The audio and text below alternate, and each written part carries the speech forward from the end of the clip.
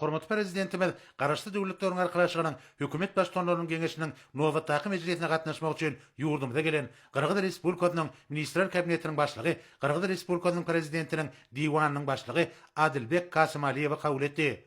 Dostlukly ýurdun Ministrler Kabinetiniň başlygy Türkmen topragyna bildirilen mehmançyllyk üçin hoşarlyk bildirip, Türkmenistanyň sebitde durnukly ötüşi üçin etmäge goşan goşandyny, öýe ýurduna ýokary baka berilýänini beledi. Hemde pursatdan peýdalanyp, Gırgyz Respublikasynyň prezidenti Sadyr Japarowyň döwlet başçylaryna iweren bähirli salamny we iň gowy ardularyny ýetirdi.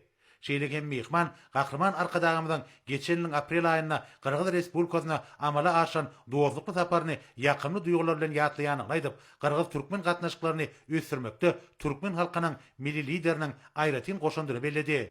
Döwlet başçylarymyz dostlukly ýurdun prezidentine iň gowy arduglaryny beýan edip, Türkmenistana gelmek barada çakyly kabul edeni üçin Adilbek Kasymaliýew minnetdarlyk bildirdi. Hem de onuň şu gedekki mejlisiň işine gatnaşmagynyň Gırgyz Respublikasynyň garaşdy döwletleriň arkalaşygynyň çäklerindäki köp taraply öýdary bähfitli hyzmatdaşlygy mundan meýlekli berkitmäge ygyrarlydygyny subut edýänini aýtdy. Şeýlekem hormatly prezidentimiz mejlisiň jemleri boýunça kabul ediljek çözgütleriň arkalaşy agda döwletleriň arasyndaky hyzmatdaşlygy putulandyrmaga, mehmanyň şu gedekki saparynyň bolsa döwletlerimiziň arasyndaky dostlukly gatnaşyklary has ösdürmäge täze itergi berjekdigini berk anan bildirdi.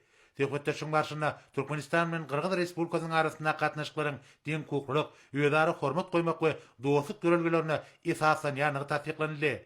Hem de Türkmenistanyň Gırgyz Respublikasy bilen iki taraply öýdary bähfitli hyzmatdaşlygyň häzirki derejesine ýokary baka berilýänligi kanagatlanma bilen bellenildi.